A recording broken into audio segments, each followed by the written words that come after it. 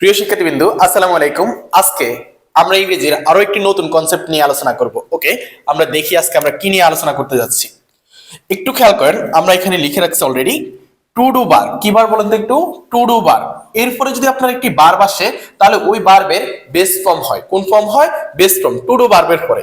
এখন to do বার কোনগুলো বলেন তো একটু? টু ডু বার হচ্ছে ডু, ডাস, এরপর হচ্ছে ডিড, রাইট? এই যে বারগুলো আছে, রাইট, এই বারগুলোর পরে যদি আপনি আরেকটি বার দেখেন, ওই বারবের কি হবে? বেস ফর্ম হবে। বেস ফর্ম কোনটা? ওই যে জন্মগত রূপটা, একটা বারবের যে উৎপত্তিগত রূপ, সেটাই হচ্ছে বারবের কি? Base form. যেমন একটু খেয়াল করেন, এই যে ইট বারবটা উৎপত্তিগত ভাবে কি এভাবে আসে, এটা হচ্ছে বারবের বেস ফর্ম। সেম ভাবে এই লাইক বারবটা উৎপত্তিগত ভাবে এভাবে আসে। সেম ভাবে আপনার এই লিভ ভার্বটা, রাইট, এটা উৎপত্তিগত ভাবেই এভাবে আসে। সো এগুলো হচ্ছে কি?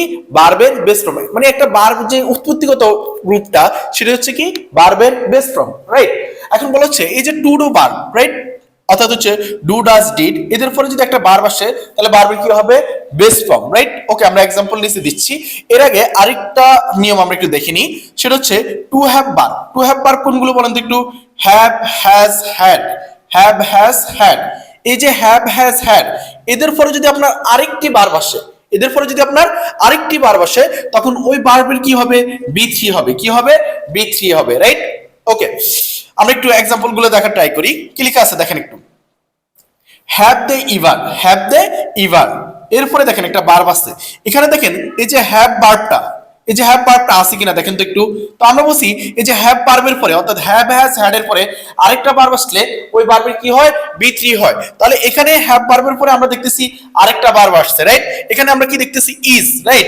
এখানে এই ইজ ভার্বের আপনাকে কি করতে হবে? বি3 বসাইতে হবে। এখন আসেন, এই যে M is R, M is R, এটাকে আমরা বলি বি1। এটাকে কি বলি? B1, right? এটাকে কি বলি? বি1। এটার এরপর হচ্ছে ওয়াজ বা ওয়ার, এটাকে বলি আমরা বি2।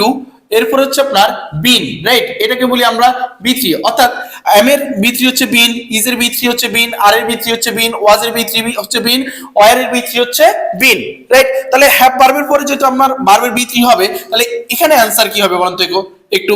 এখানে অ্যান্সার হবে বিন। ওকে, আই থিংক এটা আপনাদেরকে আমি বুঝাইতে পারছি। সেম ভাবে দেখেন একটু পরেরটাতে আমরা কি দেখতেছি? হ্যাড আছে। কি আছে বলেন তো একটু?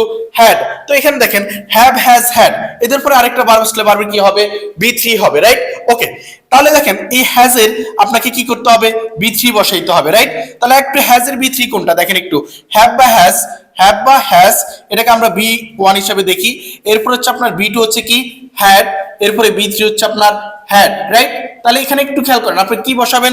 এখানে আপনার হ্যাজ এর বি3 দিতে হবে। তো হ্যাজ এর বি3 কি বলেন তো একটু? হ্যাড। তাহলে অ্যান্সার হবে এখানে হ্যাড, রাইট? ওকে, এরপরটা আমরা একটু দেখি কি লেখা আছে দেখেন তো। এখানে ডিড আছে। কি আছে বলেন তো একটু? ডিড। তাহলে এটা কোনটা? ওই যে do, does, did, do, does, did, right? এই যে ডু ডু ভার্বের পরে একটা ভার্ব আসলে ভার্বের কোন ফর্ম হবে? বেস ফর্ম হবে, রাইট? তাহলে ডিড এর পরে ভার্বের কি হবে? Base form. বেস ফর্ম কোনটা? একদম উৎপত্তিগত রূপটা।